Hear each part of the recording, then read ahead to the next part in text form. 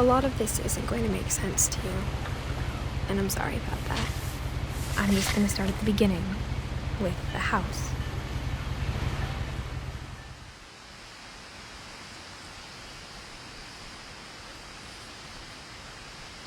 Someone had put up a chain link fence, but it looked like I wasn't the first person to hop it. My brother Milton disappeared when I was 4. It was like the house just swallowed him up.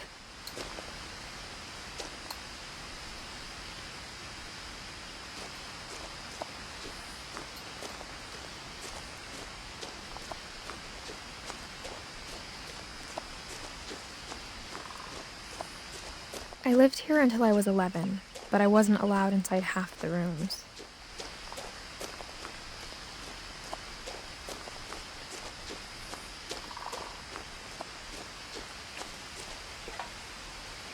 Inside the mailbox were bills from 7 years ago, marked urgent, open immediately.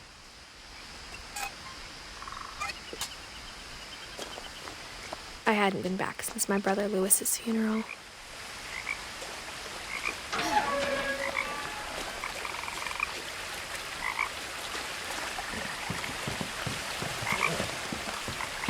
In her will, my mother left me a key, but didn't tell me what it unlocked. Maybe she thought I'd know, or she thought that the mystery would be enough to bring me back.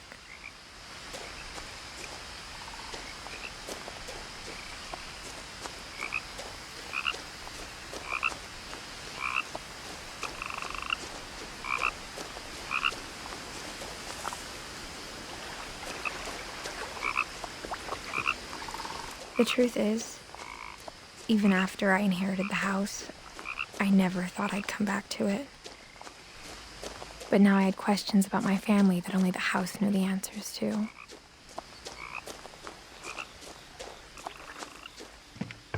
The woods around the house have always been uncomfortably silent, as if they're about to say something but never do.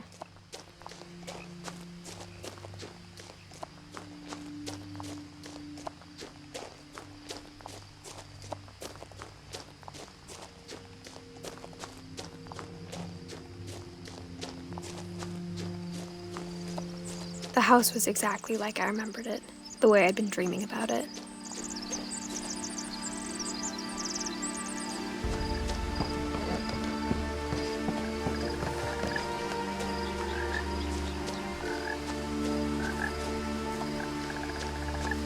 As a child, the house made me uncomfortable in a way I couldn't put into words.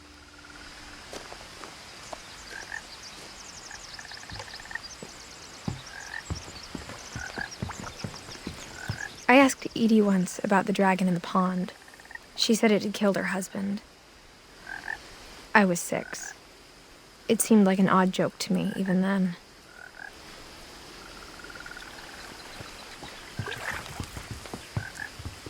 Now, as a 17-year-old, I knew exactly what those words were. I was afraid of the house.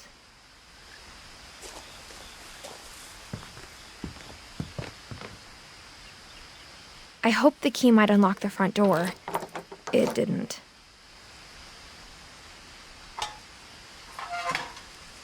Looking in, I felt like the house itself had been waiting for me.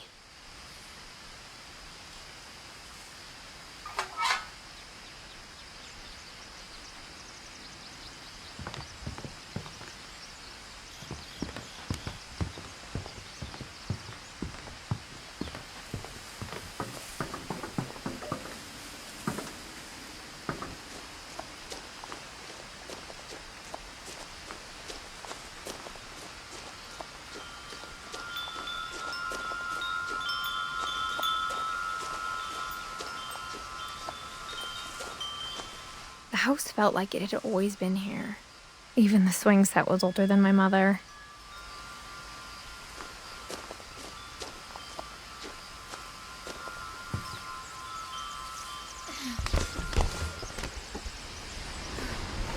Crawling through the doggy door used to be a lot easier when I was 11. The power had been turned off the night we left.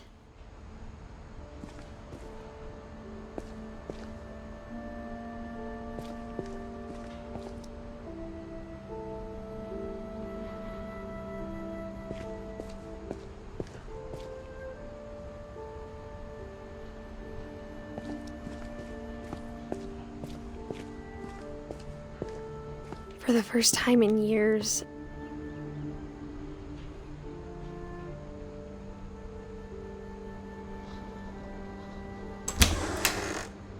I felt like I was home. But instead of a family, there were just memories of one.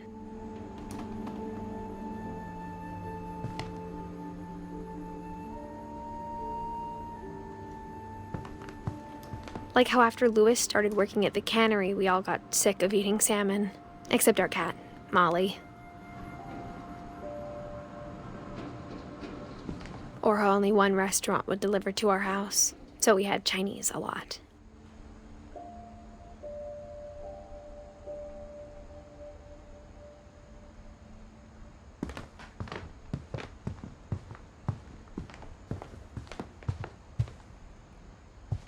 The table was still a wreck from the night we left. It was like a bomb had gone off, killing everyone but sparing the furniture.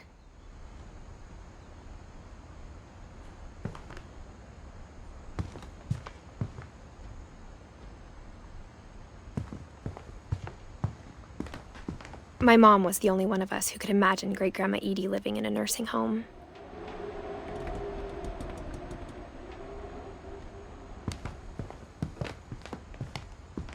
Nothing in the house looked abnormal. There was just too much of it, like a smile with too many teeth.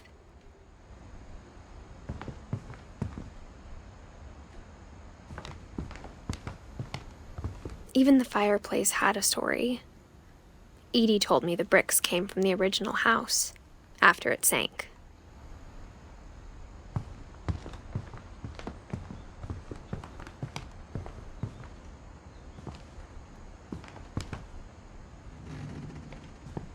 Mom always told me to stay out of the basement, so I wasn't too surprised when the key didn't fit.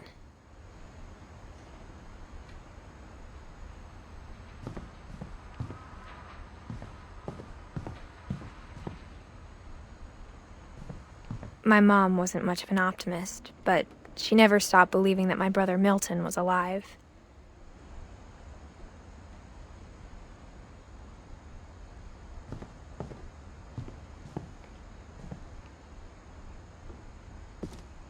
After Milton disappeared, Mom sealed up all the bedrooms. Then Edie retaliated and drilled peepholes.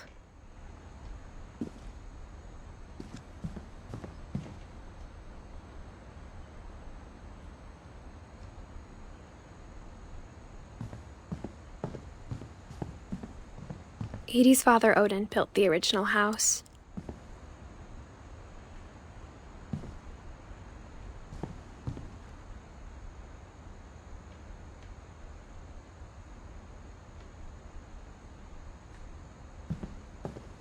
Whenever people ask me about my family, the first thing they always want to know about is Barbara.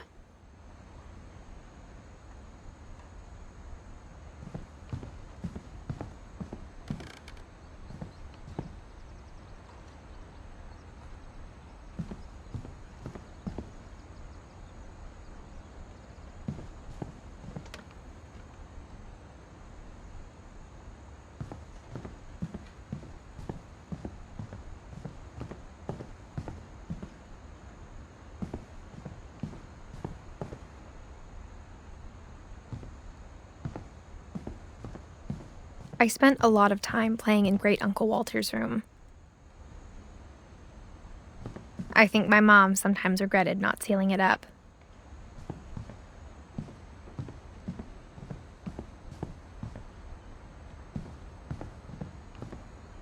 Louis told me there were secret passages, but I never believed him.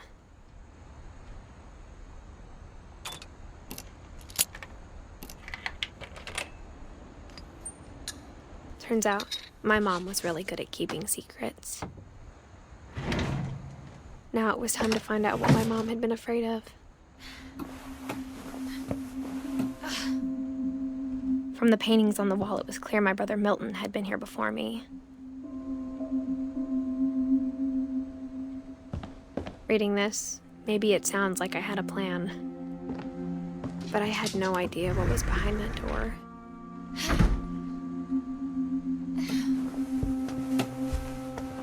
Just like I had no idea where all this was gonna lead. I grew up looking at Molly's room through the peephole. Molly's gerbil had a tiny bedroom with its own even tinier gerbil cage.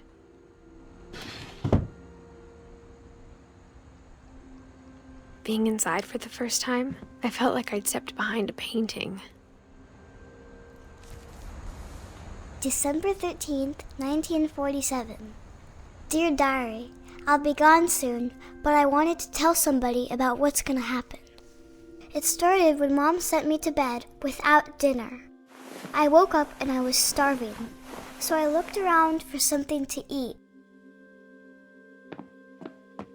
The gerbil food was dry, but I didn't mind it.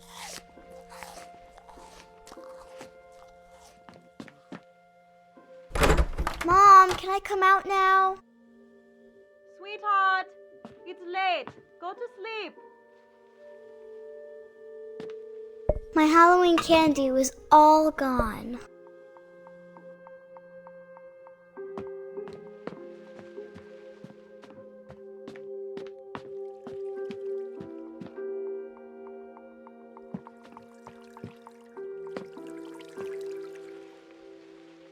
I thought about eating Christopher, but I held back.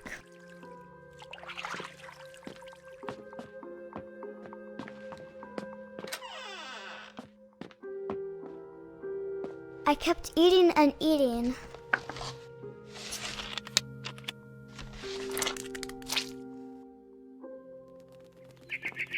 I ate a lot of things that night.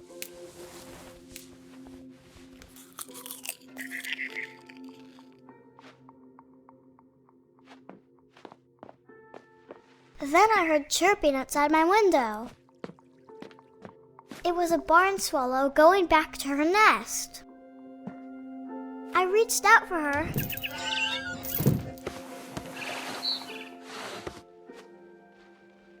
And suddenly,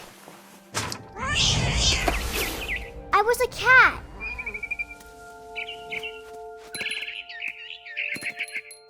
I tried to be quiet, but the bird was really scared.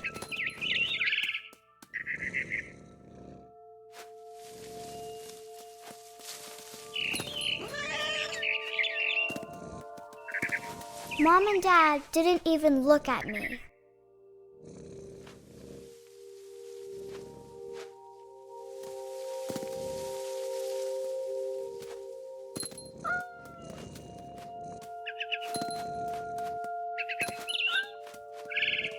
I jumped and I almost got her.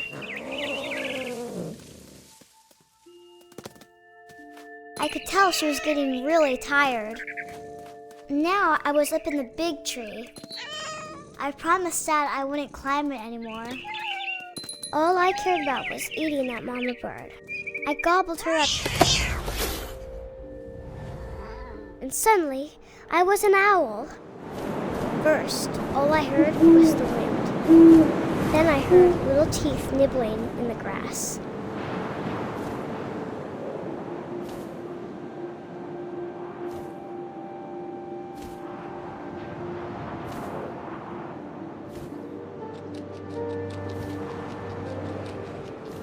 Rabbits.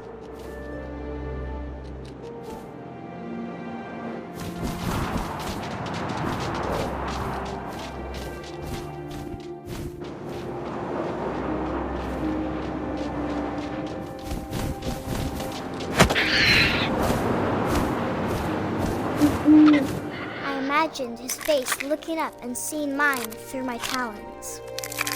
I swallowed him up, and I didn't chew one bit. Then I flew off to find something bigger.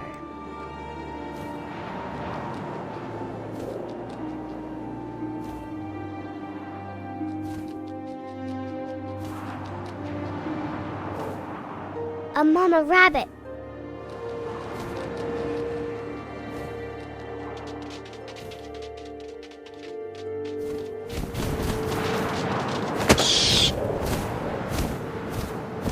She was almost too big to carry. I started choking, but I couldn't stop eating. shark!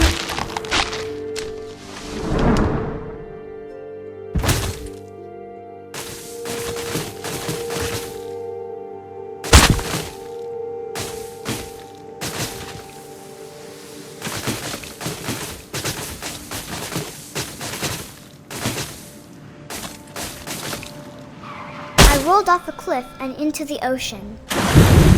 Now, I was hungrier than ever.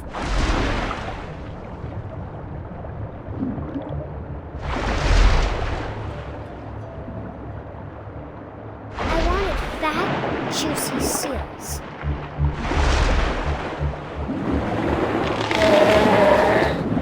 I tore off her flipper, and it tasted really good.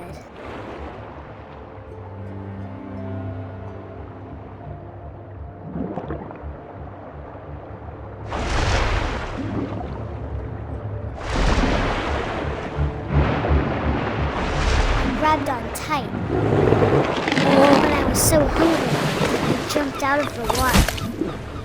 When I opened my eyes, everything had changed.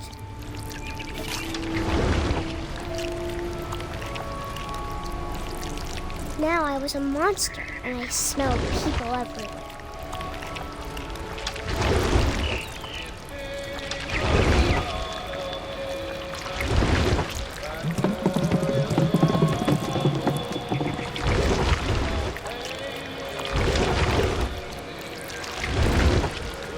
I was big, but I moved real quiet.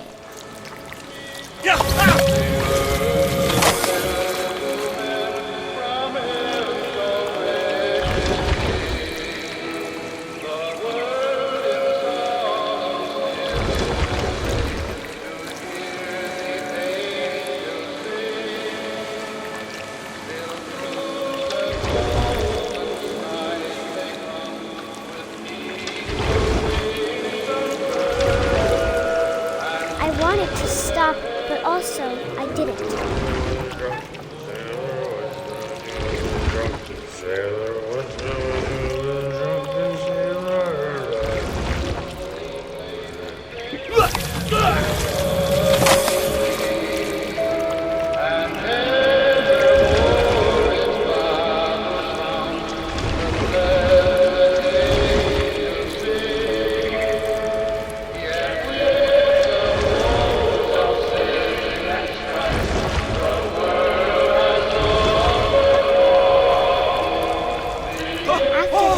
Passenger, I was still hungry. And across the water, I smelled something new. Something I had to have, so I swam towards it.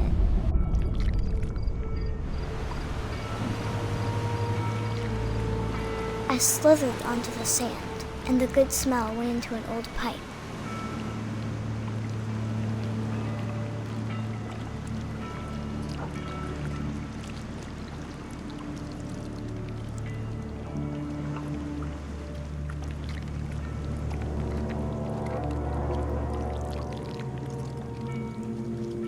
I got closer and closer.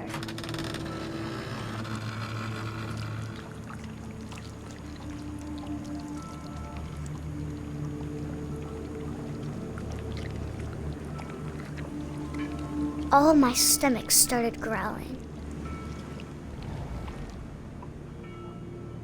And suddenly, I was me again. I held my breath for a long time, but I couldn't hear anything. I think it's waiting for me to fall asleep.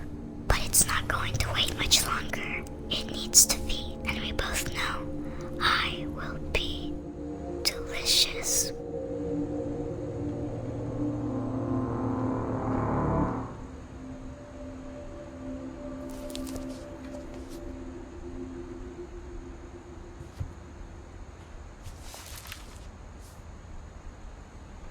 I'm not sure if I believed all of that, but I'm sure Edie would have.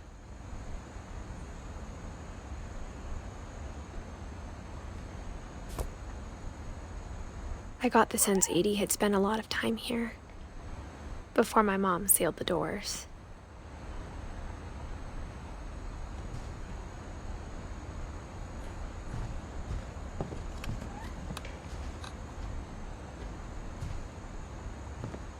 I can't describe it, but I felt like some part of Molly was still here.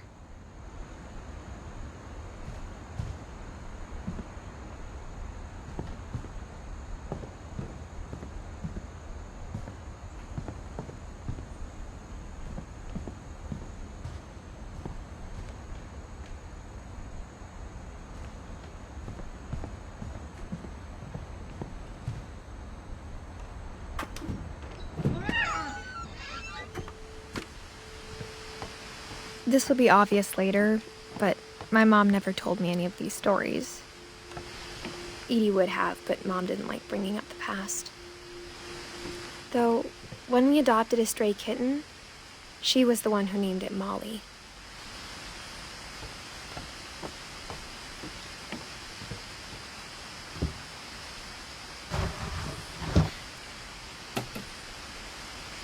I spent a lot of time in Great-Grandma Edie's room.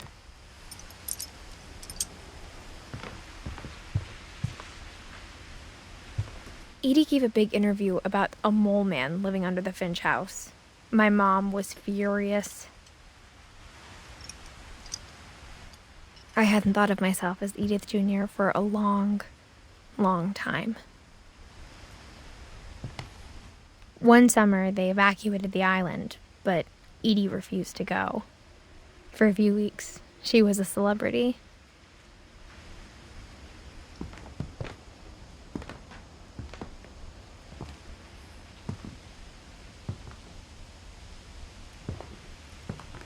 When Edie told people Sven was killed by a dragon, she could also have said he was building a dragon-shaped slide that collapsed. She could have, but she didn't.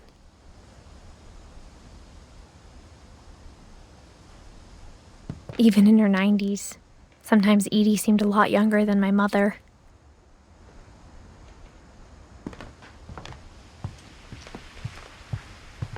Louis died a week before we left, but Edie had already started to memorialize him. Edie knit me a new pair of gloves every year, just in time to replace the old ones.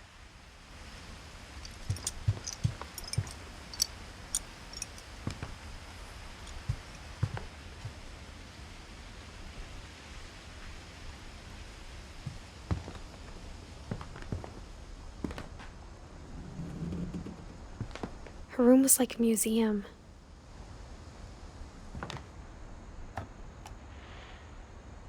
For 500 years, the Finches have been famous throughout Norway for their fortune and misfortune.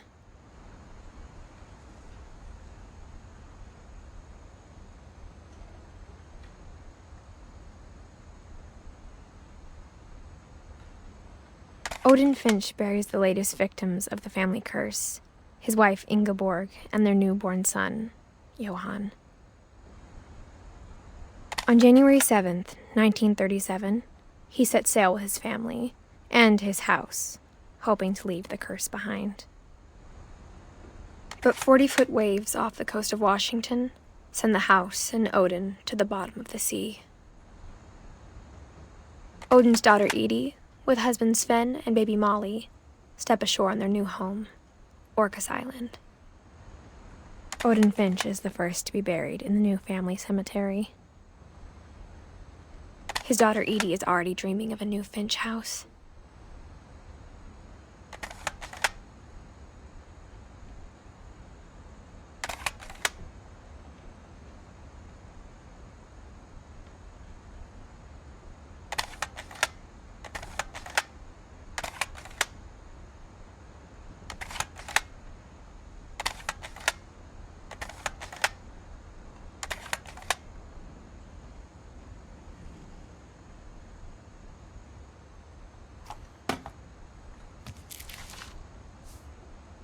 Whatever's wrong with this family, it goes back a long ways.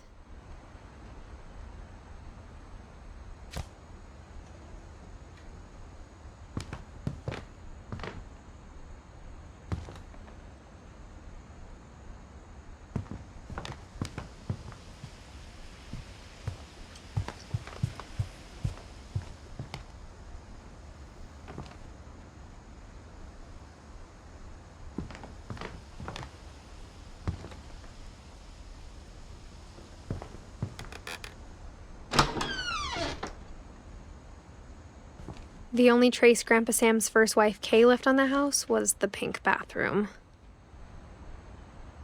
It was a pretty big trace.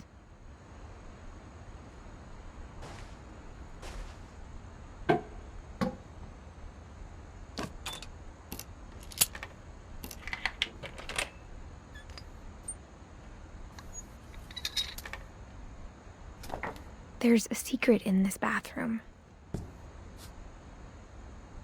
It's in the last place you would look.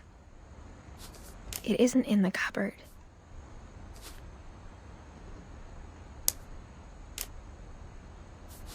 It's hidden in this book.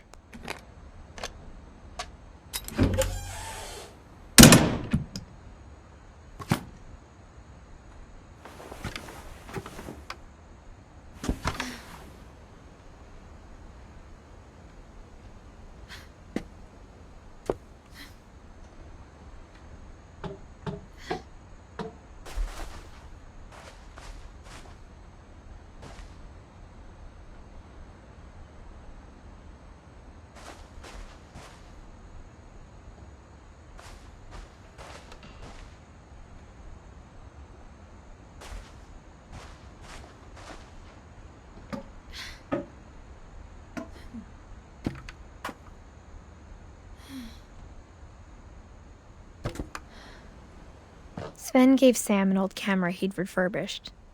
He never put it down.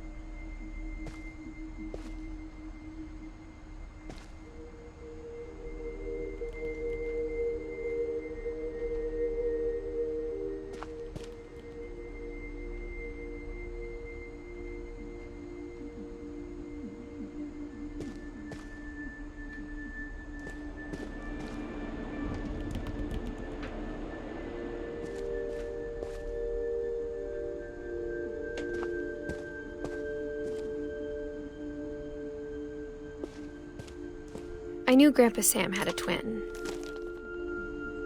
and that he never talked about him.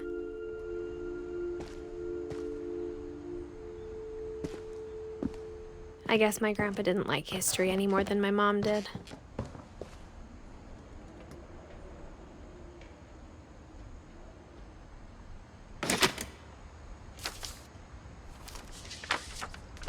How I Want to Remember My Brother by Sam Finch. The thing I remember is that when he made up his mind, that was it.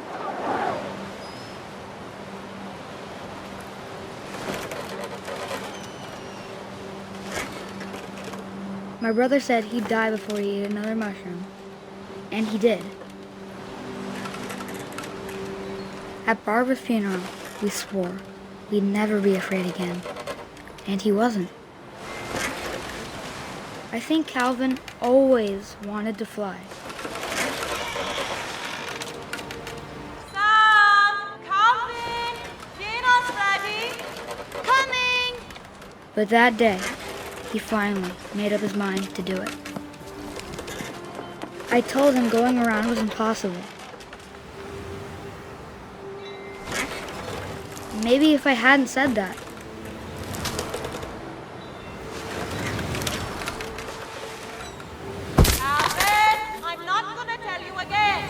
maybe if the wind hadn't picked up, then maybe he'd still be here. But I doubt it. I think he'd already made up his mind. That's what I want to remember about my brother.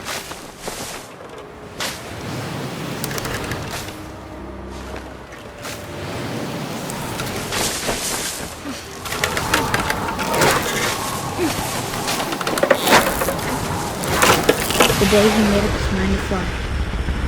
And he did.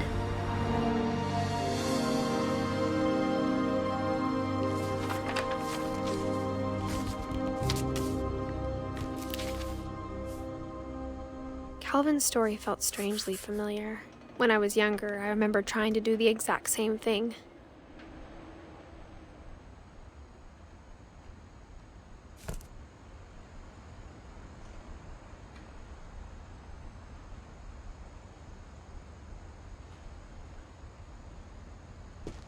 After the funeral, Edie roped off Calvin's half of the room.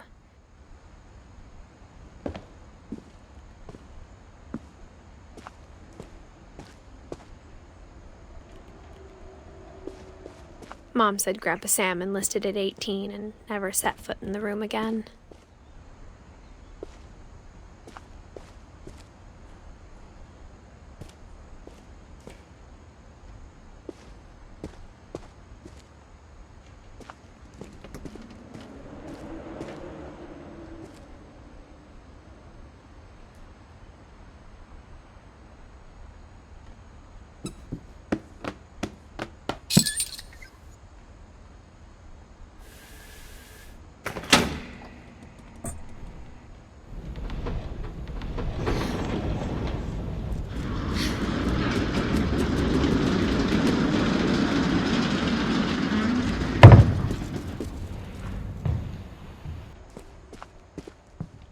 The passages were a pretty tight fit. They'd obviously been built for smaller hands and bellies.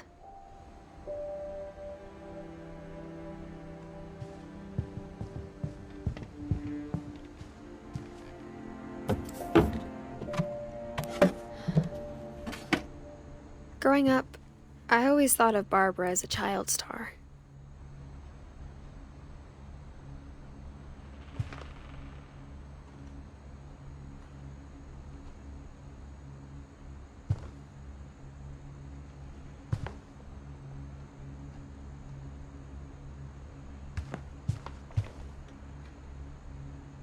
I never thought about how hard it must have been for her afterwards.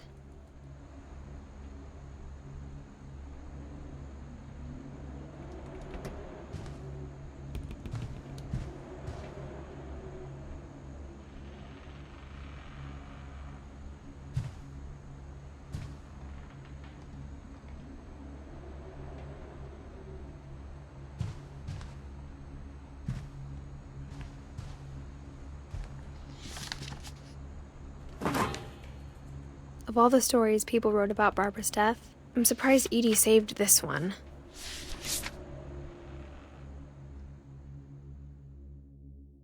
Old Jack here with another ghastly tale inspired by America's most unfortunate family. I'm calling it The Surprise Ending of Barbara Finch. As a child star, Barbara was famous for her scream. Now at 16, she was all washed up, a has-been. But in a lucky break, she'd been asked to perform her signature scream at a local convention for monster movie fans. It was just the boost her career needed. Unfortunately, her scream hadn't aged well. Getting better. I think you just need the right motivation. Her biggest fan and current boyfriend, Rick, was about to demonstrate when... Now that was a great scream. It was Barbara's father, Sven. He'd slipped into a table saw and had to be rushed to the emergency room. So Barbara got stuck babysitting her youngest brother, Walter. Her convention comeback was cancelled. Okay, I'm hearing frustration, but I'm not hearing terror. What if I tried... A gang of hoodlums in Halloween masks have been terrorizing Orcas Island tonight. Police are urging residents to... That came from the basement. You're right! Also, I loved your delivery on that. Why is your basement door locked? Because my dad likes making puzzles and secret passages. There's a key hidden in the music box. The secret is to keep winding and winding until finally the key pops out. Thanks, babe. I'll be back in a sec. 20 minutes later, Rick hadn't returned. So Barbara went to look for him, right on cue. She reached for the music box. And as she wound the key, she listened for Rick, but the house was silent.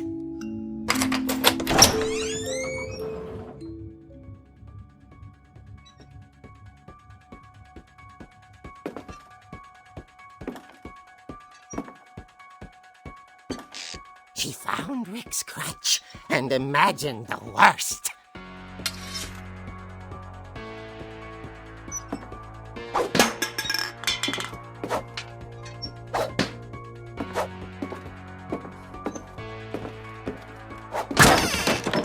The gang's leader is the infamous Hookman killer, Dr. Carl Hamill, who impaled and then ate his family 10 years ago tonight.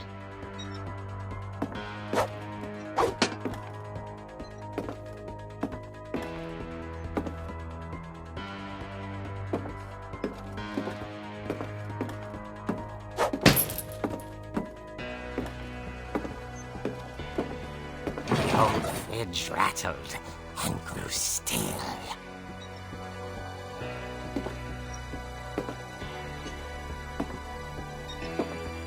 Oh dear!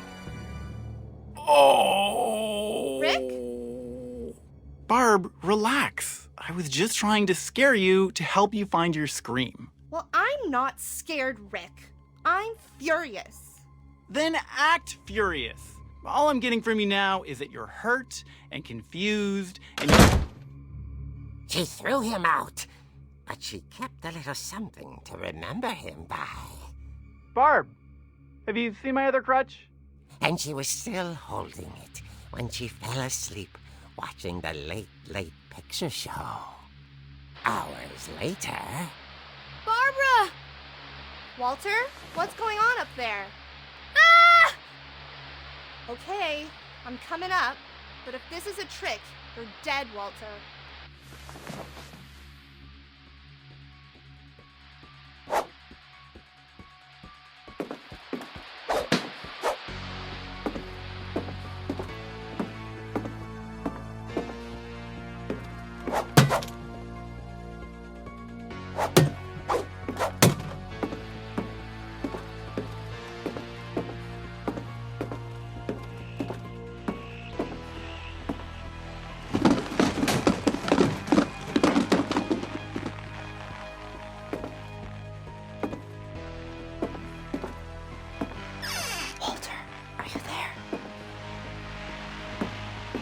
Walter had vanished, but his bedside radio was still on. Orcas Island police describe the man as 6 feet tall, with a steel hook for a hand. Residents are urged to lock all doors and windows and notify the police of any suspicious activity. Barbara turned, saw the hook man, and was speechless. He was quite smashing. And he was. He couldn't get enough of Barbara. Okay, Barbara, there's gotta be another way out of here. That night, she played her part beautifully.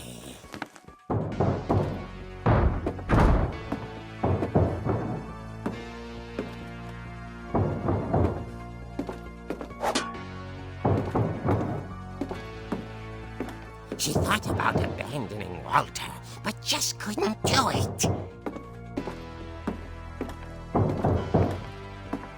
Molly's door hadn't been opened in years. The hinges groaned.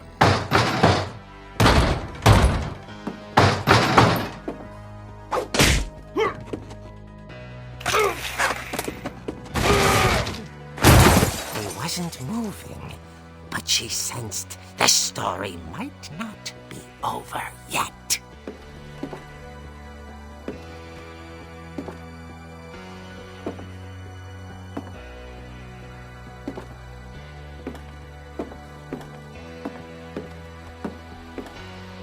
The hookman had vanished.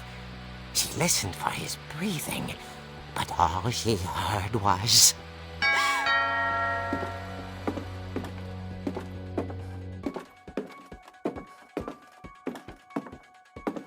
At the door, she heard whispering. It was coming from inside the house.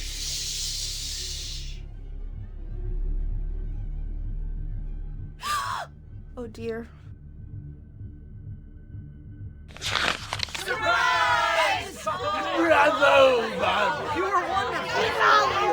monsters had come to surprise her. For Barbara, it was a dream come true. Then she saw what kind of monsters they were, and she realized what was about to happen. She was going to be famous. And with her final breath, Barbara Finch gave the performance of her life.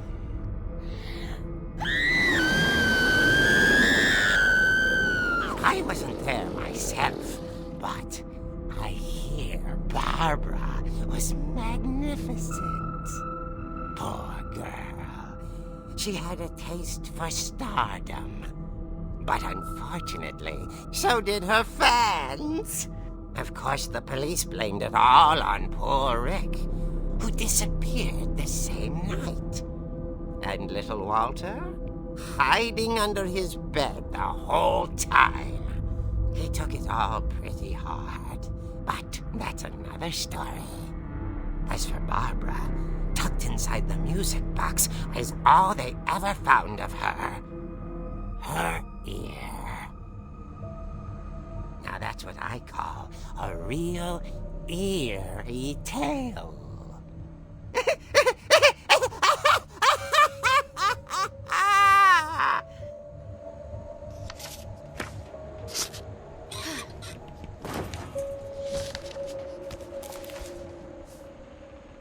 Edie told me all Barbara wanted was to be remembered, as absurd as that comic was.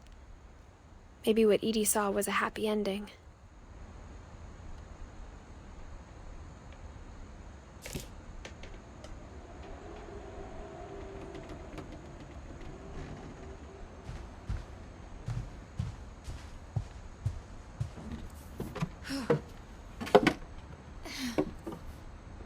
I guess now I know why Mom didn't like me playing with the music box.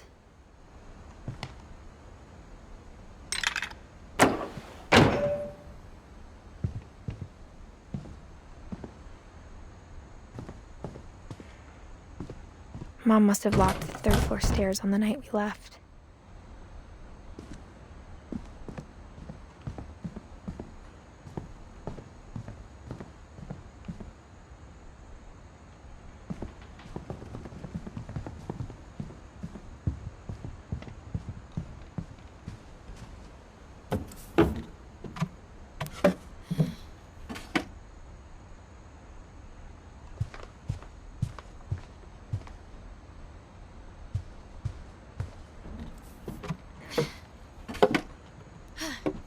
It's funny. All those times I played with the music box and never found the basement key.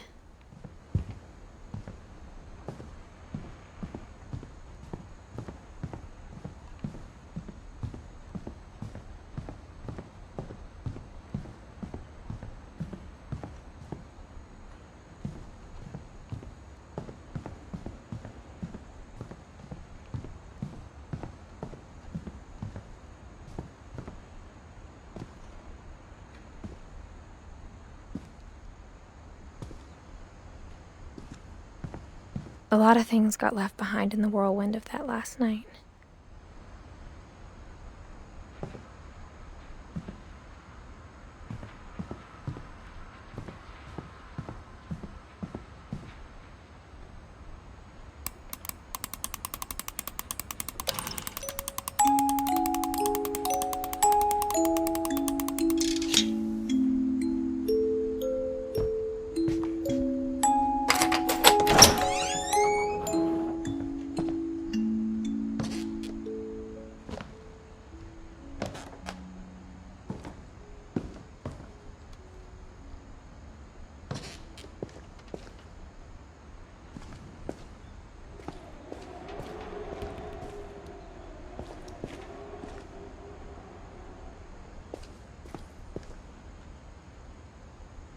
Mom said the basement was off limits, unless I wanted another tetanus shot.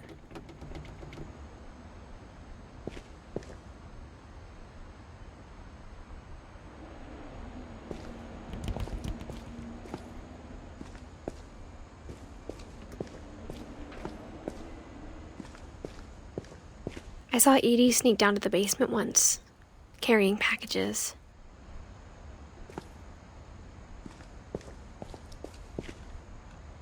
I thought maybe she was hiding presents.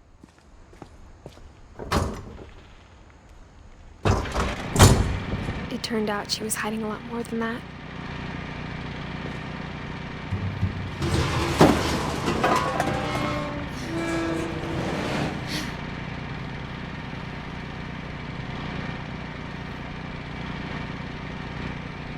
I remember asking Mom once about where Walter had gone.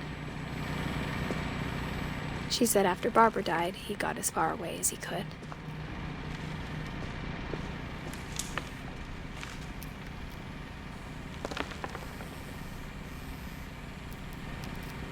If there's a pattern in all these stories,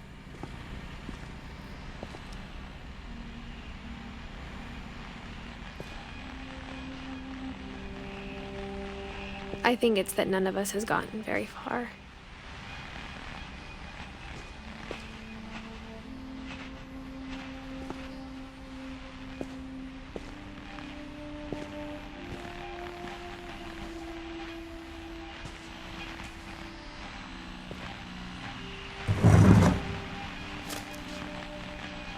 Goodbye, everyone. I can't believe I've been down here for 30 years. On that first day, after the shaking started, I didn't think I'd survive a week.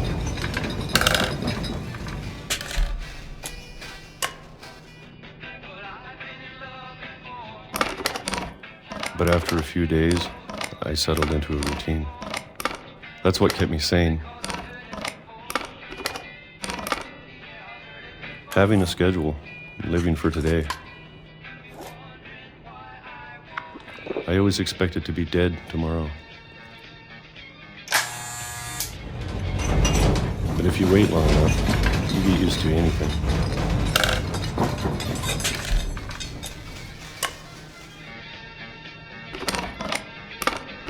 Even a monster on the other side of the door starts to feel normal. Almost friendly.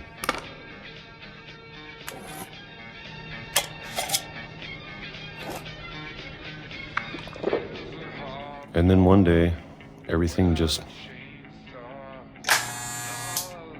stopped. Whatever that thing was, it was gone. Maybe it got tired of waiting. Or maybe I just got tired of being afraid.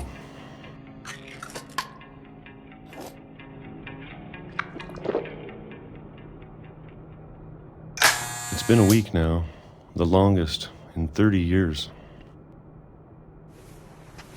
I'm done waiting. I have to leave while I still can.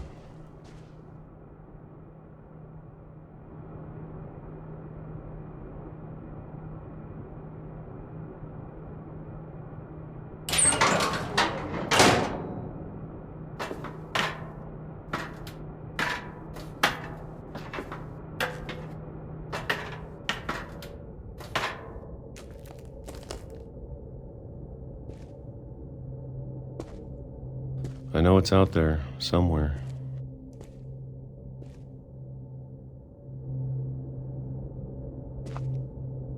Whatever killed Barbara and Molly and Calvin.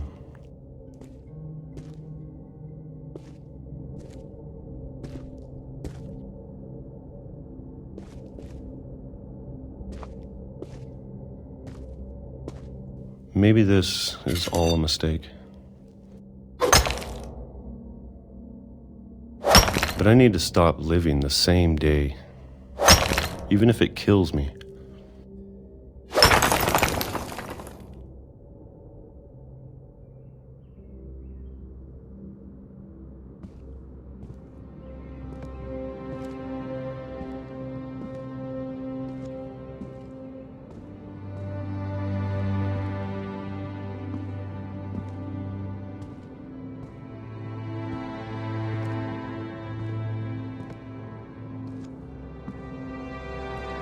Whatever's out there, I want you to know I'm ready for it. I'm going to appreciate all of it, especially the food. I don't mind if I only have a year left, or a month, or a single week. I'd be happy with one new day. I can already imagine the sun on my face.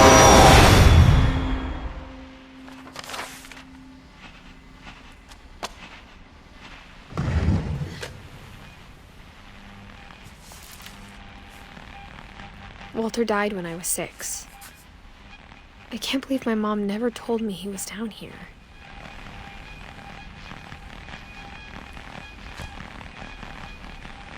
I'm sure my mom was trying to protect me.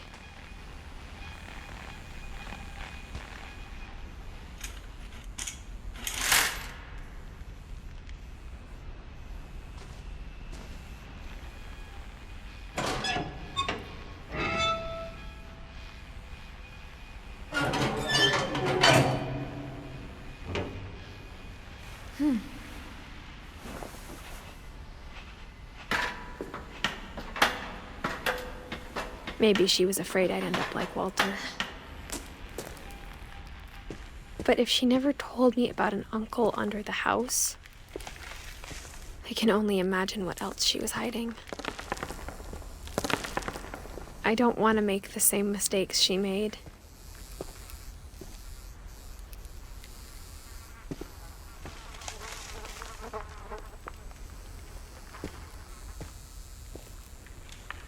Trying to bury something that's still alive.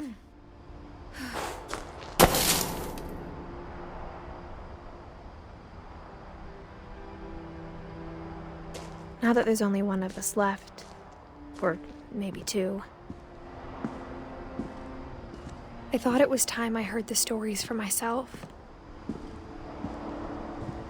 and found out what happened to everyone else.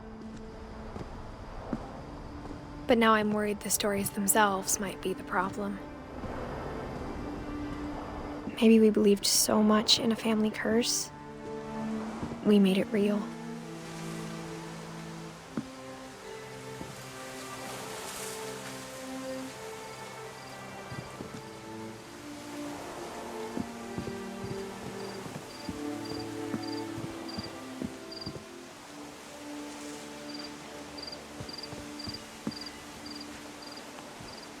I don't know if I should even be writing this.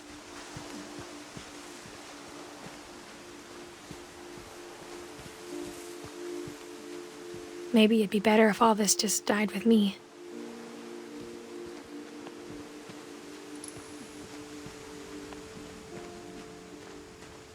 But I thought you should know about your family.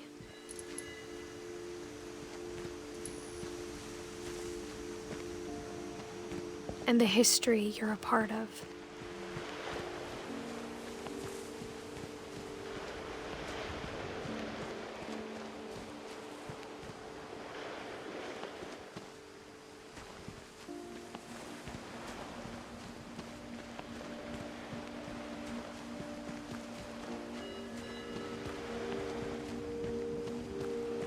Though to be honest, I feel as lost as you probably do right now.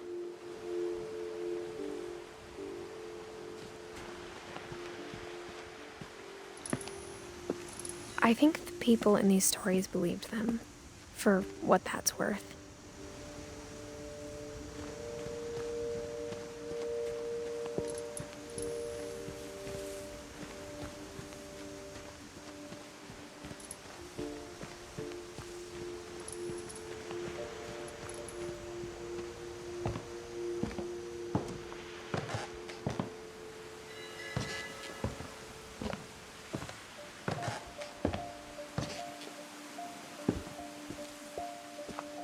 And when you look at the house, that history of imagination and stubbornness and madness, any of it seems possible.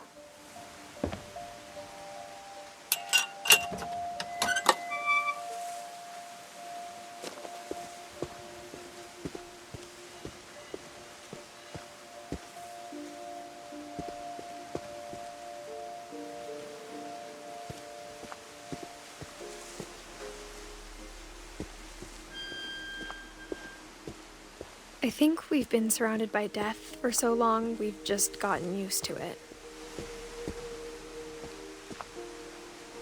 What kind of family finishes building a cemetery before starting the house?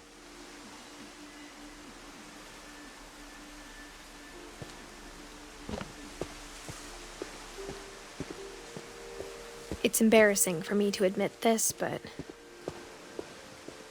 the pet cemetery made me more uncomfortable than the human one. 3 of the gerbils were mine, and 2 had been my fault.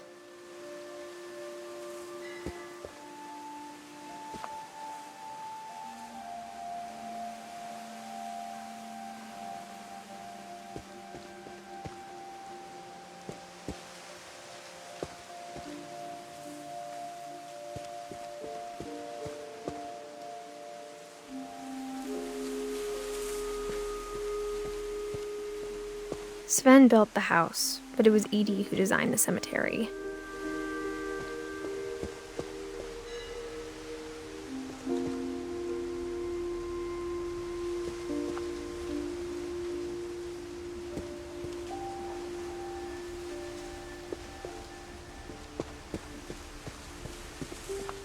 I'm sure Odin's monument had been Edie's idea. My mom was always trying to move on, but for Edie, the past never went away.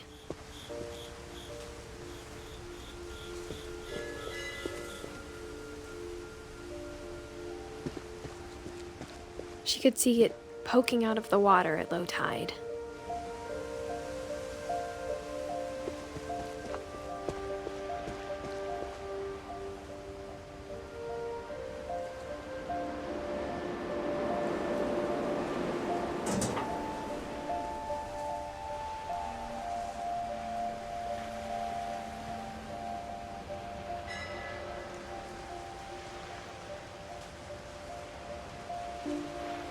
Edie said she dreamed about the old house every night.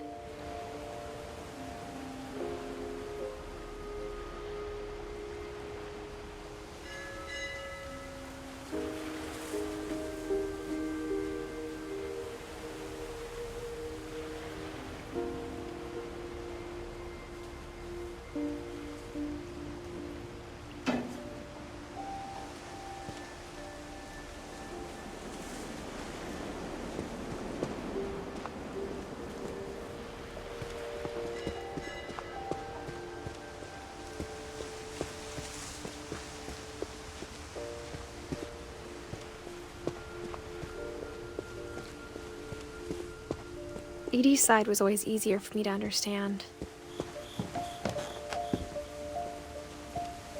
But the older I get, the more I can see where my mom was coming from.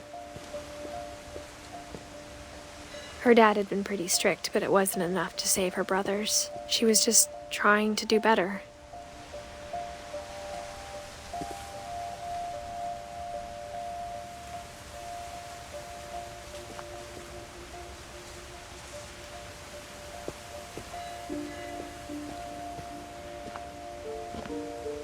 She lost 2 of her brothers, just like I did.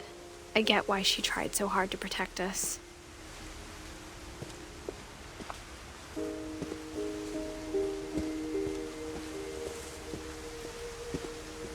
There's so many things I wish I could ask my mom now. Part of me thinks this is what she wanted all along. For me to come back someday and find everything out for myself.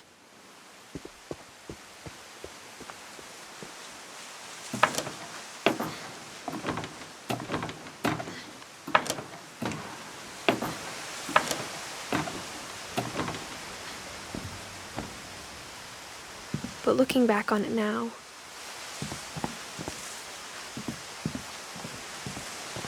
if she told me there was going to be so much climbing, I never would have come when I was 22 weeks pregnant.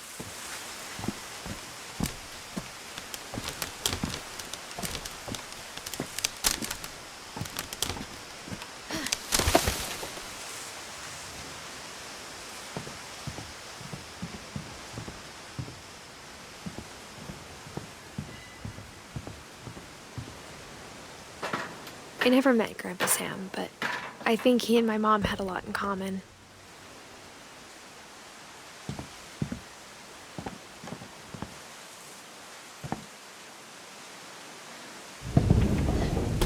They were both pretty intense.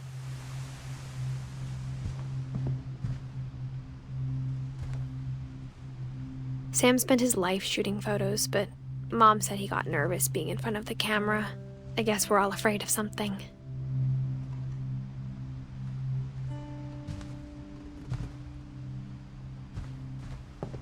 Instead of hiding from death, Sam seemed to go out of his way to meet it.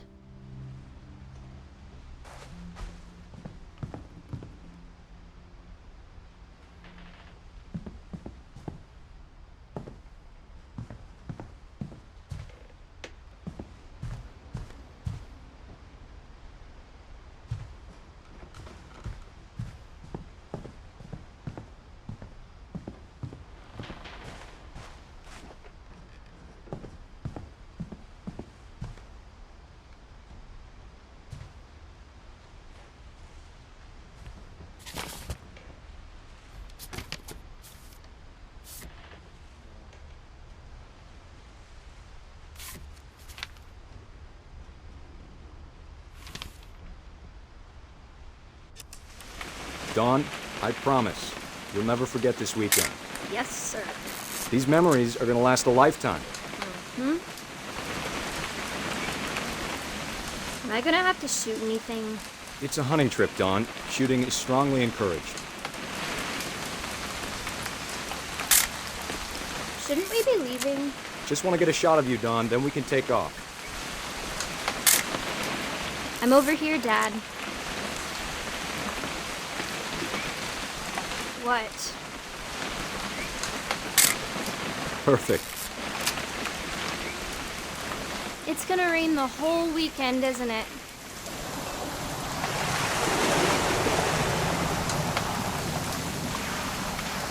I will never forget this weekend, Dad. That's the spirit. Okay, got it. I'm gonna take some pictures, okay? Just be careful. That camera's older than you are.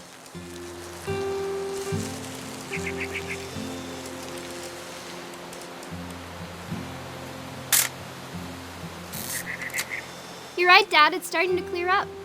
Still freezing, though. Aw.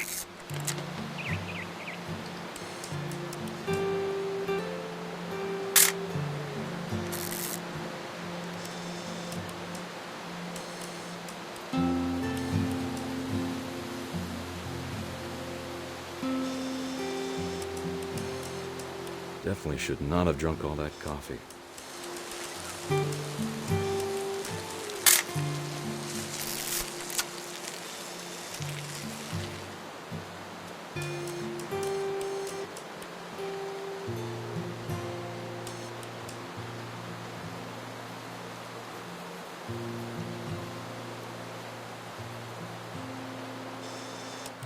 Nothing quite like being outside.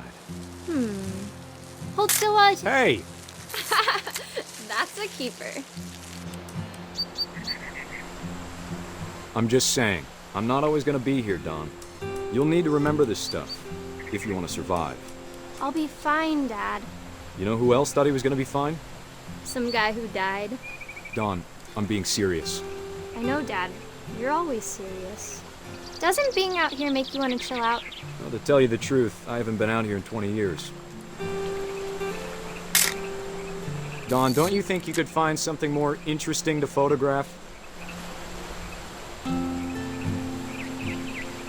Last time I was with my brother Calvin. Man, that was a great trip. Your grandpa Sven taught us how to fish, how to build a fire. We found an old logging trail. There were deer everywhere. I bet if I could remember where that trail was, we'd spot a buck for you in no time. Dad! Good eyes, Dawn. Before you take the shot, let me get a picture of you.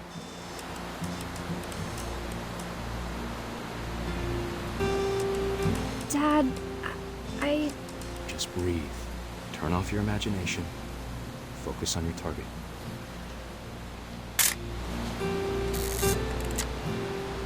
Let me get behind you. Do I have to do this? Dawn, you don't have to do anything. But if you want to survive, you'll need to be strong. Great shot, Dawn!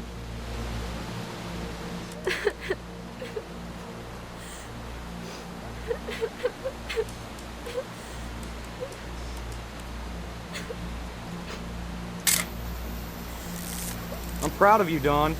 Always remember that, okay?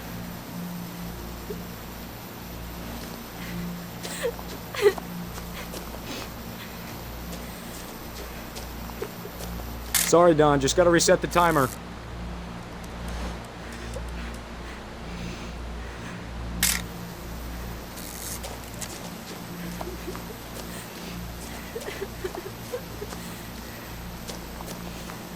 Dad, it's twitching. I think That's it's totally sick. normal, Dawn. Just focus on the camera. Try not to think about— Dad!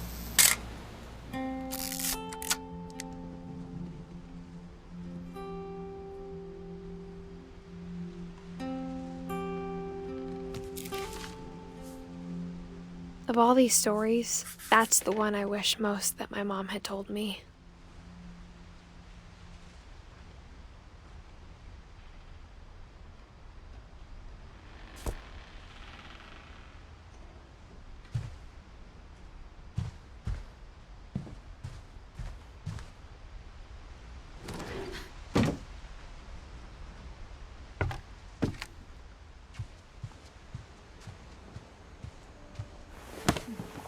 After Sam died, my mom and Edie got really close.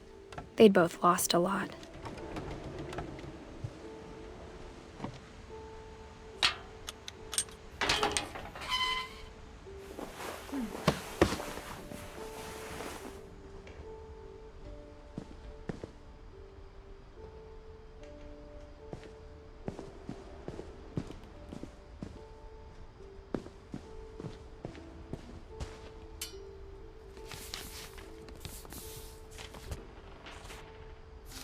Dear Kay, do you remember the way Gregory used to laugh when he thought he was alone? Like something funny was happening, but only he could see it.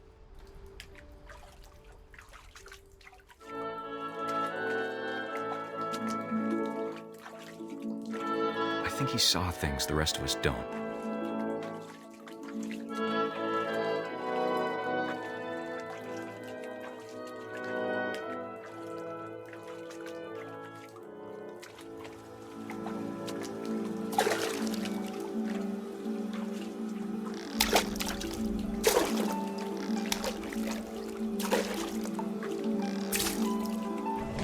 Send over, Gregory. It's time to... Hold on, sweetie. Hello? Sam, I told you I don't want to talk right now.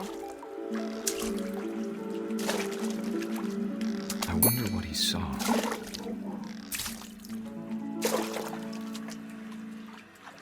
What his world was like.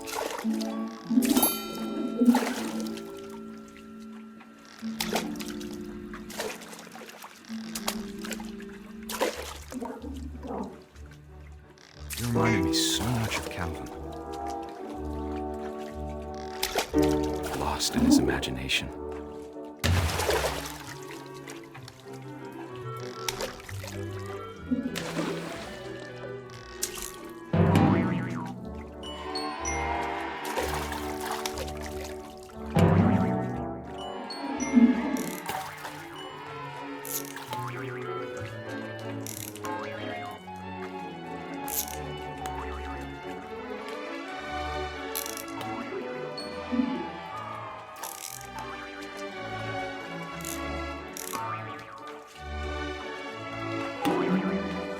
I know how silly it sounds.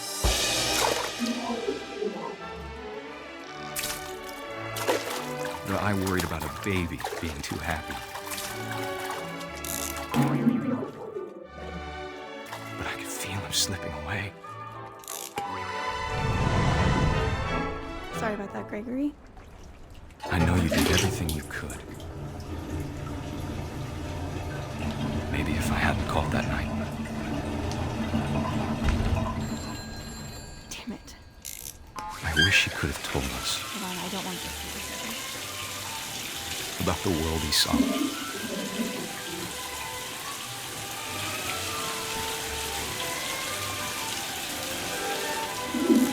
Hey, there's so much I don't understand. About Gregory. About everything.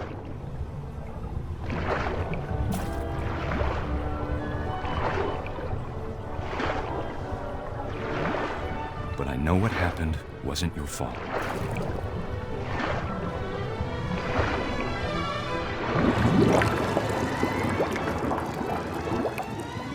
I'm sure he's happy. And he'd want you to be happy too. Good luck, Kay. Love, Sam.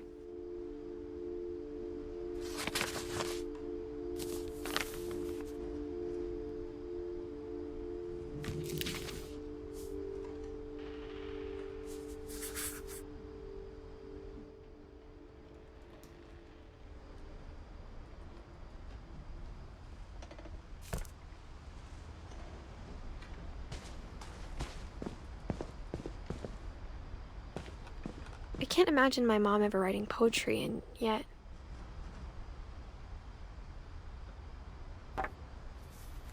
A poem for Gus, who always said the wedding was a bad idea. Our father never hit us kids, at least not very hard, before the day my brother said with teenage disregard that he'd be dead before he'd see a wedding in our yard.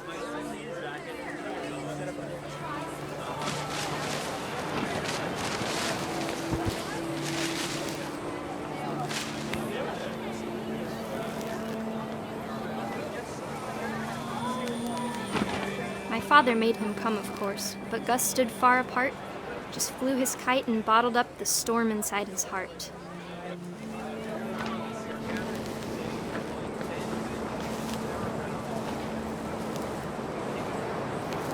I tried to talk him out of it, but though he'd never met her, "We don't need a stepmom," were the words that I now pronounce you husband and wife.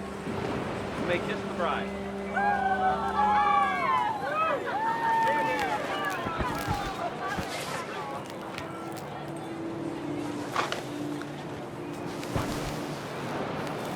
When the time for photos came, Dad ordered him to come here. But Gus declined, and as a sign held up his middle finger.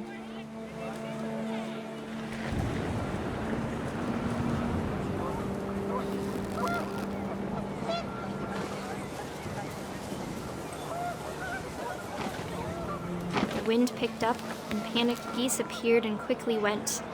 But all the humans did that day was go inside the tent.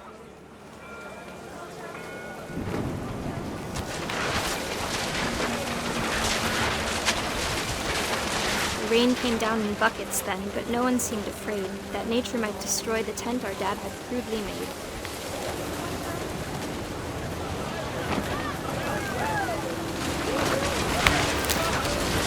The thunder sounded much too close and full of angry power, but all my father said to this was, "Make the music louder."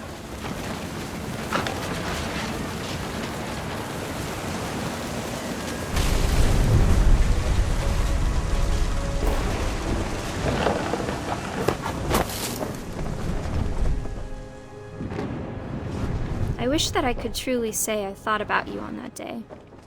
Out there on the beach alone, just you, the wind, the sea, and foam. But I didn't, until we found you.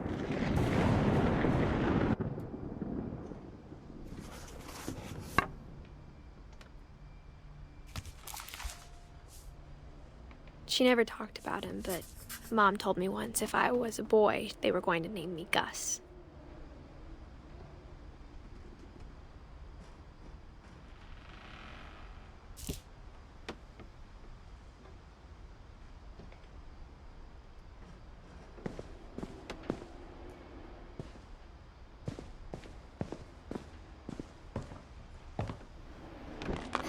My mom moved up to the loft after her brothers died.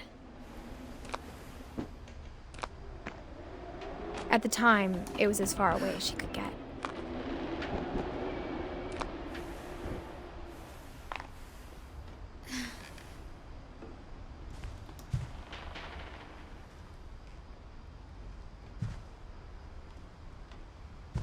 Religion was another thing my mom never talked about, but I think it helped her a lot after her dad died.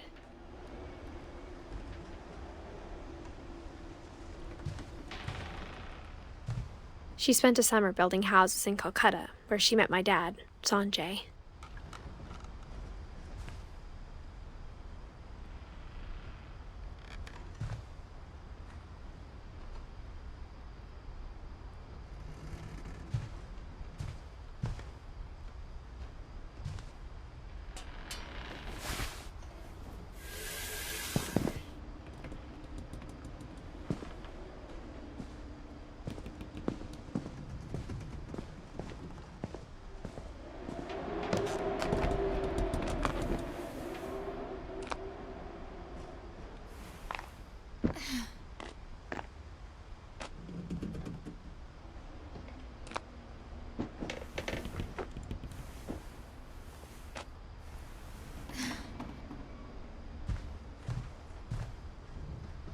My mom moved to India a week after graduation and got a job teaching English.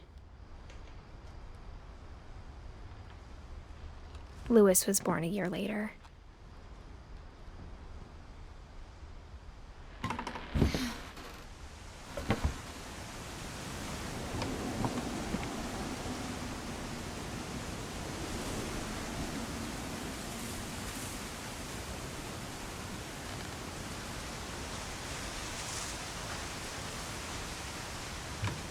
When my dad died, I don't think Mom knew where else to go. I'm sure Edie was happy to have her back.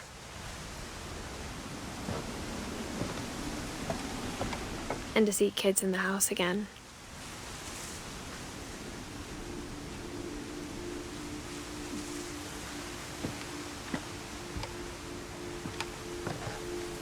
The house had to get a little bigger, but Edie was used to that.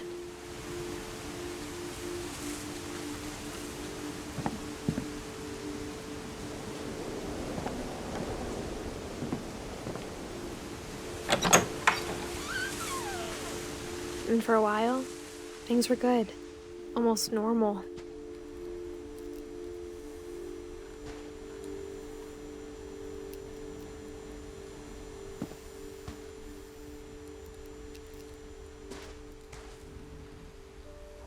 But it didn't last.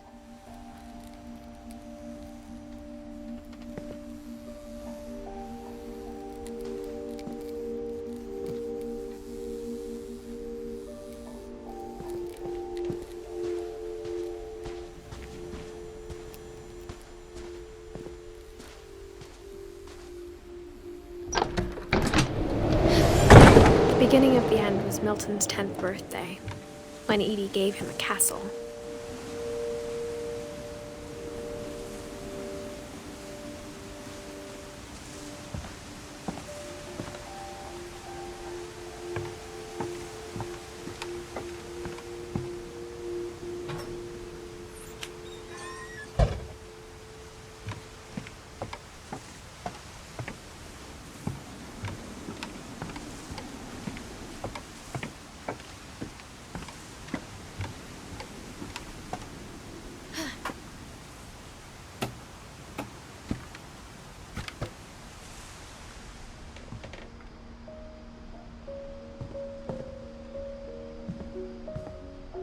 I think Edie was happy to finally have another painter in the family.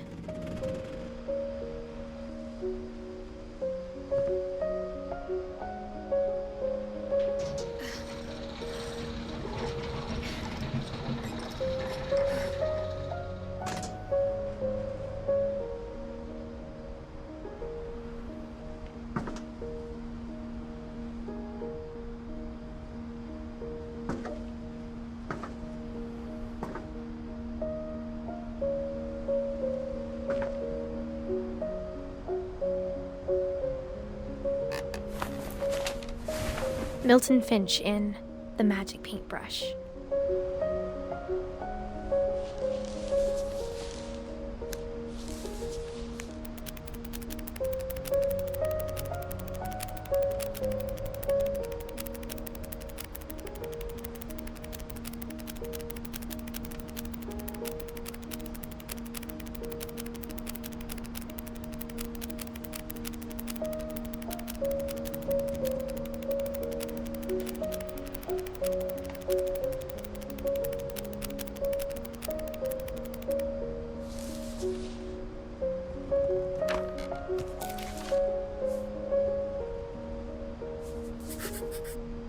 I was 4 when Milton disappeared.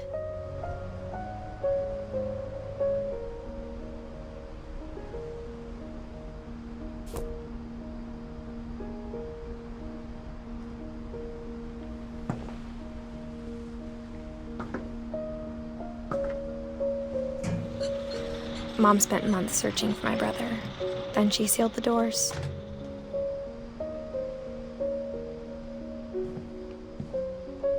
Whatever Milton had found in the house, Mom didn't want it getting out.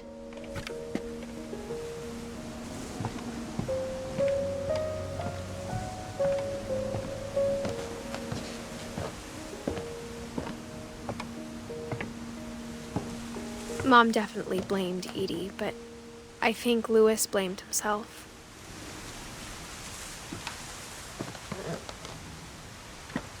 After he graduated, he just spent more and more time in his room, until Mom got him a job at the cannery.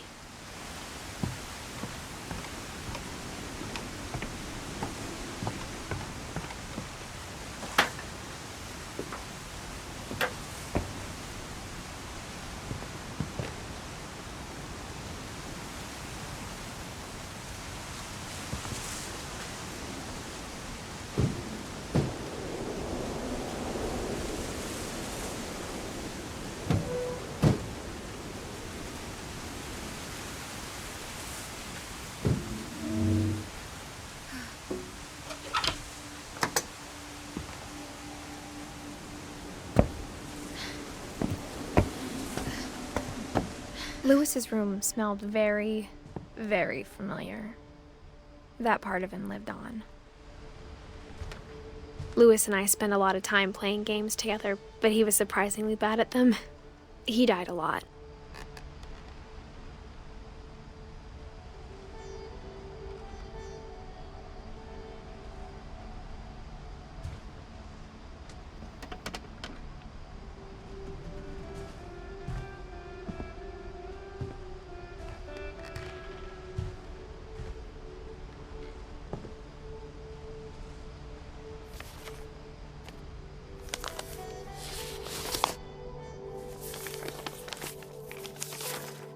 Dear Mrs. Finch, as Louis's psychiatrist, I can understand your desire for an explanation. As I see it, the trouble began in January, shortly after we convinced your son to seek treatment for substance abuse. Newly sober, I believe Louis first noticed the monotony of his daily life.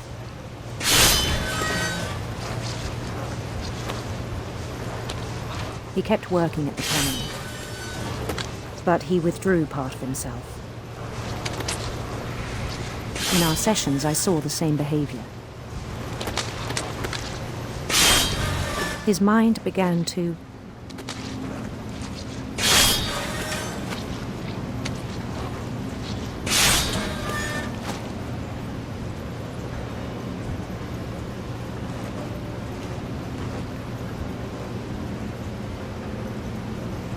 wander.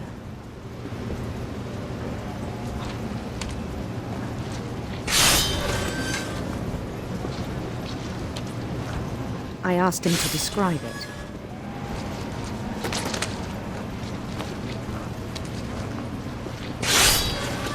He said he started small, imagining a labyrinth. He'd feel his way about. Then something moved. Bats.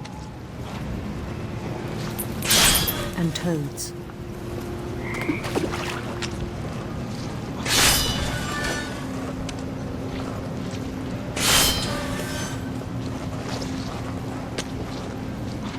and things that have not names.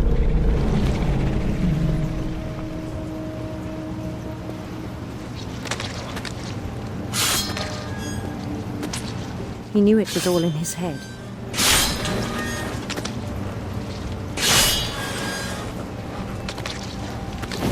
He took it very seriously.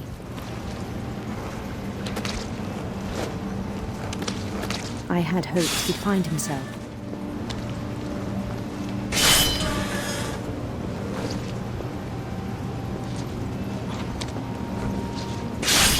But he found something more. I worried about him then. Daydreaming at the cannery.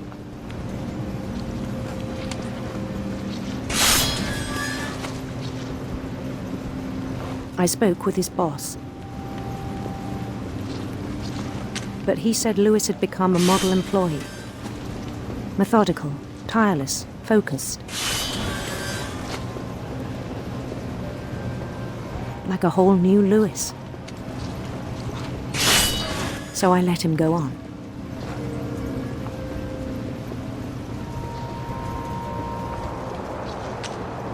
I even encouraged him. It seemed very promising at first. He told me he'd made a new friend.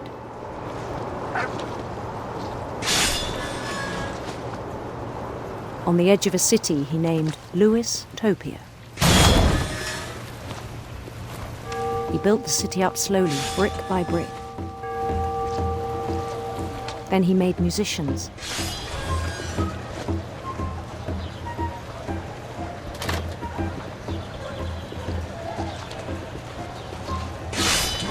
And songs for them to play.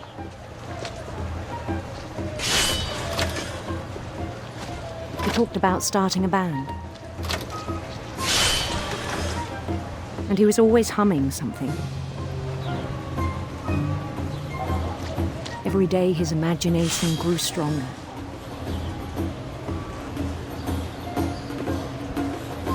He no longer spoke at the cannery.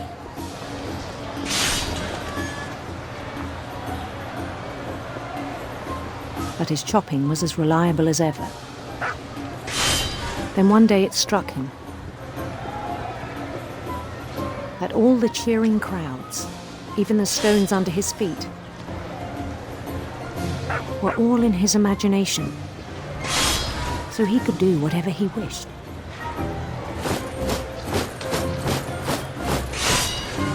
He held an election for mayor. And he won. They begged him to stay, but his mind was already wandering. It became a game for him.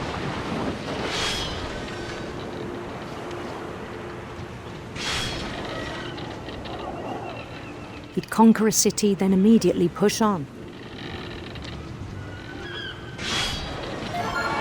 New Louisville.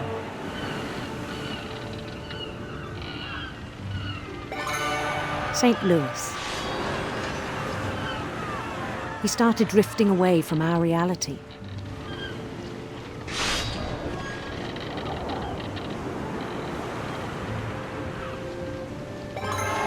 Minneapolis, until one day he forgot to go home from the cannery. Even as his mother pleaded with him, part of Lewis kept sailing on.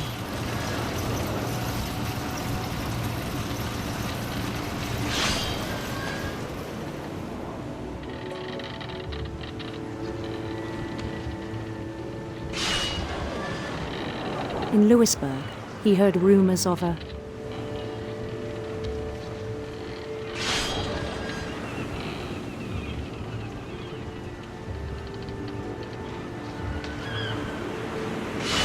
handsome queen.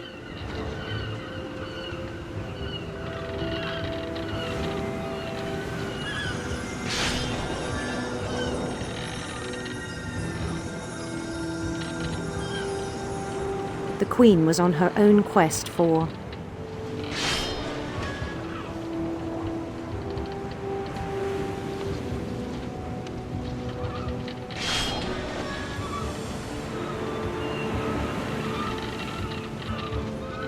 sinister serpents.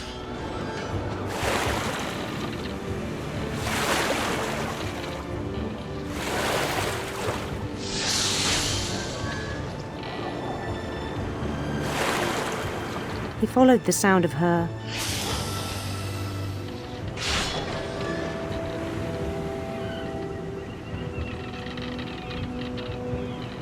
silver harp.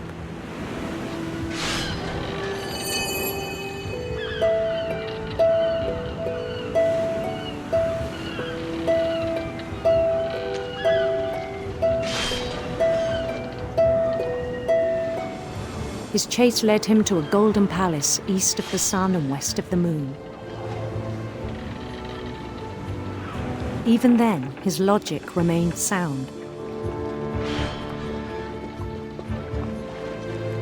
He knew the world was all in his imagination.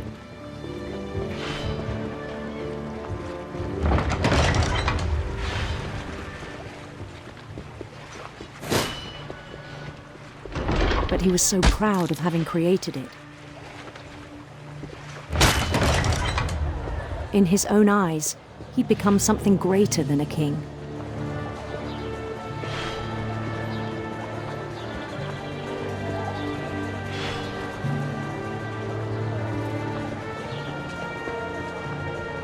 For someone who'd never known success in the real world, I think it was overwhelming.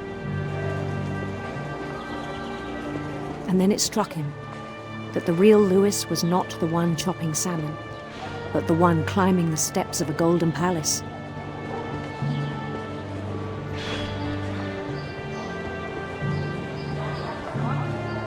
My imagination is as real as my body, he told me.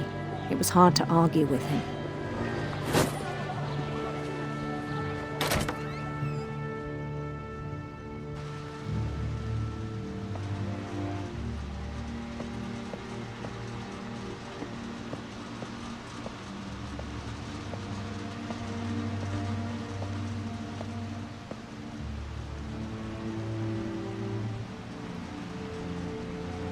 Began to forget the world we know.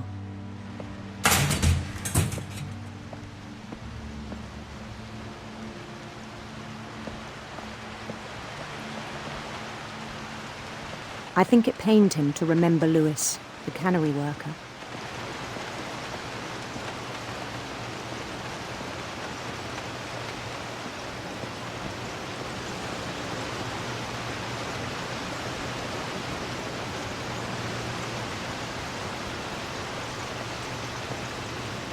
He began to despise the man with a royal contempt.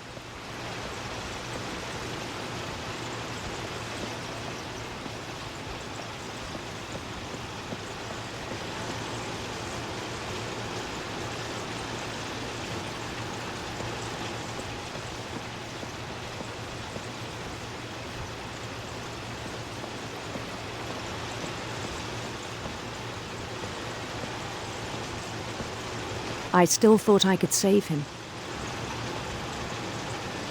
Even after he said he was being crowned king over all the lands of wonder.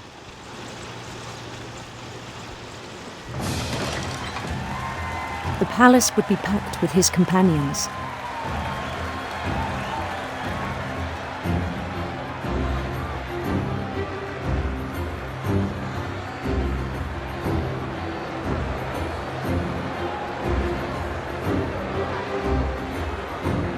Including the wise Calico who'd insisted on advising him.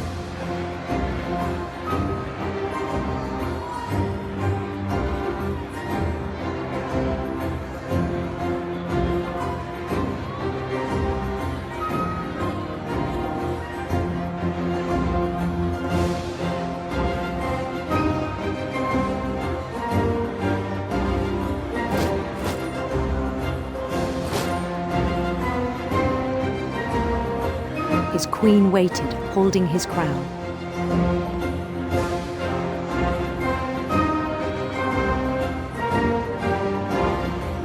There was only one thing left to do.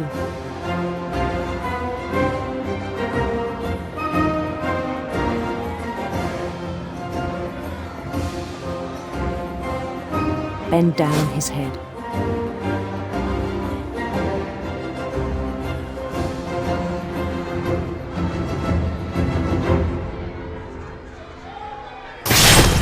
And the rest I think you know. Mrs. Finch, your son was a kind man who will be missed by all of us who knew him.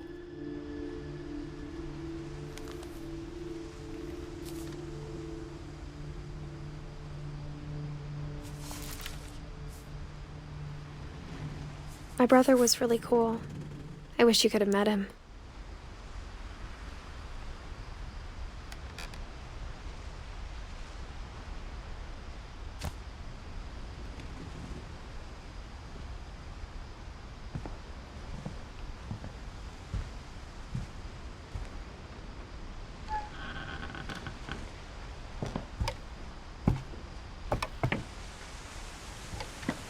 On the way back from Lewis's funeral, my mom told me to start packing. She waited until the day before we left to tell Edie.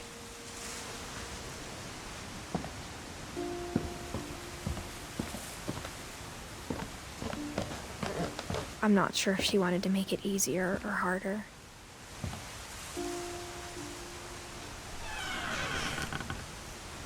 I wish we'd stayed.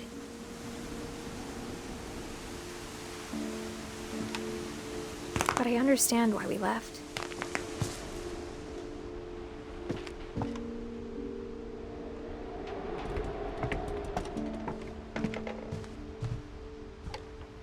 My mom ended up leaving everything behind.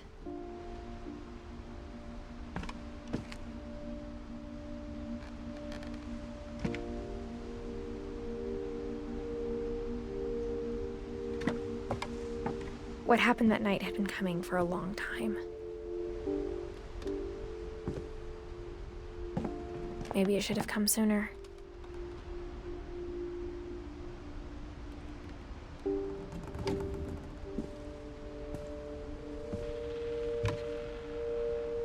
But it had to end one way or another.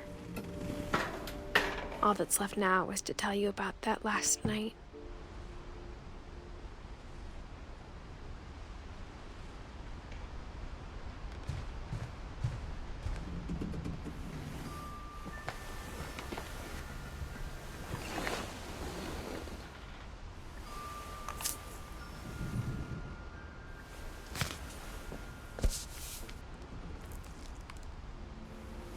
That whole last day, Edie just watched us pack and didn't say a word.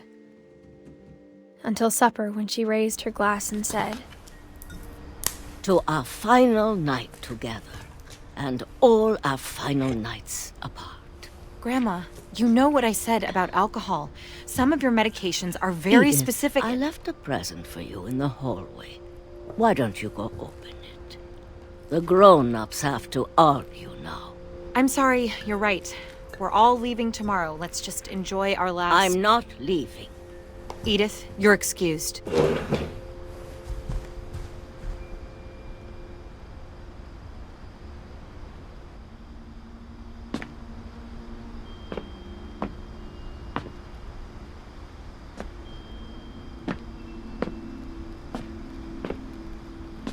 The power had been shut off that morning, but Edie always had plenty of candles.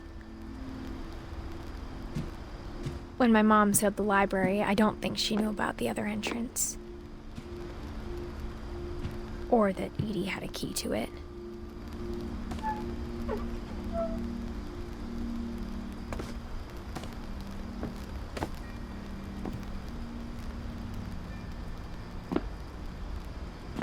That thing you're afraid of isn't going to end when you leave the house.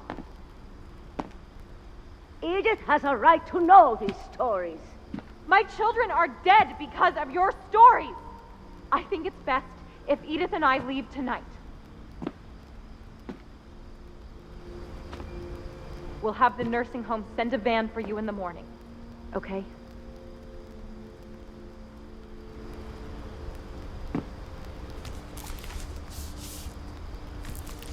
Dear Edith, there's so many stories I wish I could tell you, but there's only time for one. This is about what happened on the night you were born. That night, the tide went way, way out. It was the first and last time I ever saw the old house aground.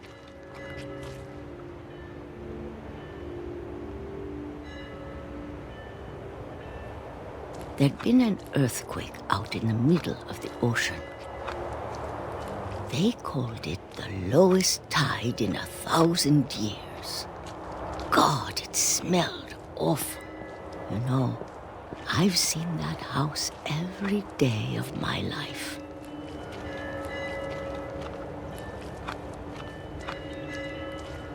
But I never thought I'd go back to it. When the fog rolled in, I lost my way.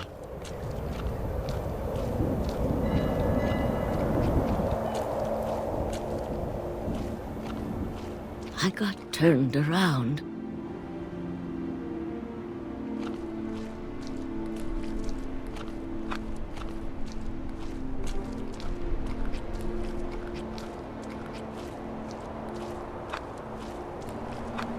For a while, I wandered.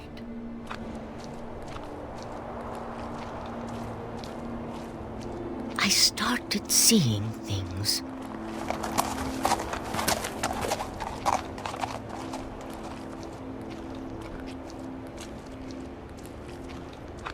Things I'd forgotten had ever existed.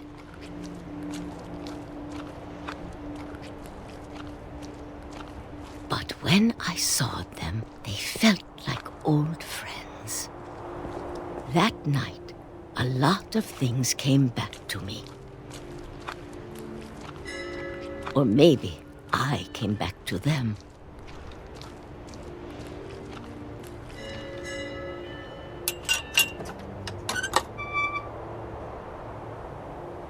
Things I can't explain, but that I need you to try and... Edith, what are you doing in here?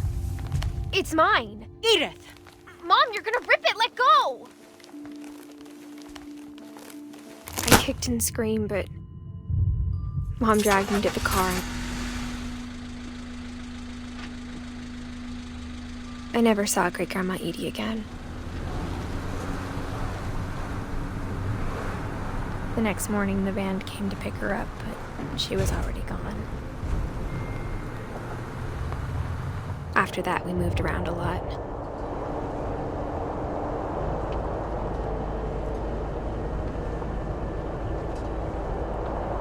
We both tried to make the best of it.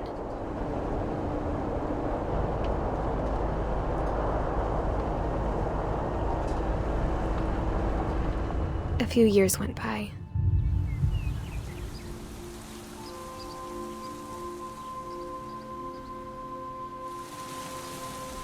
My mom didn't like to talk about it, but she started getting sick a lot. The rest happened pretty quickly. She got better for a while, and then she didn't.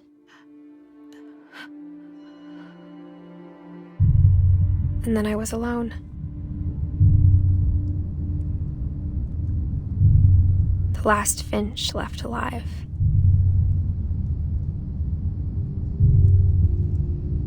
Until I found out about you.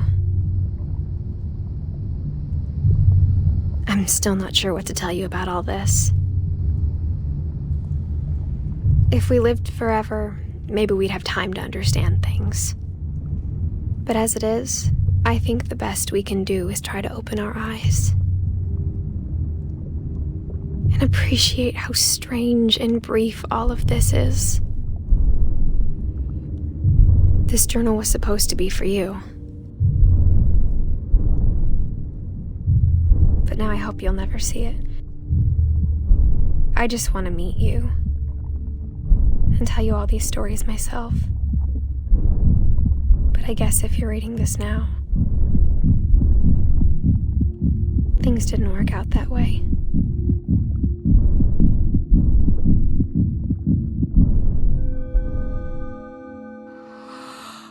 This is where your story begins. I'm sorry I won't be there to see it. It's a lot to ask, but I don't want you to be sad that I'm gone. I want you to be amazed that any of us ever had a chance to be here at all. Good luck.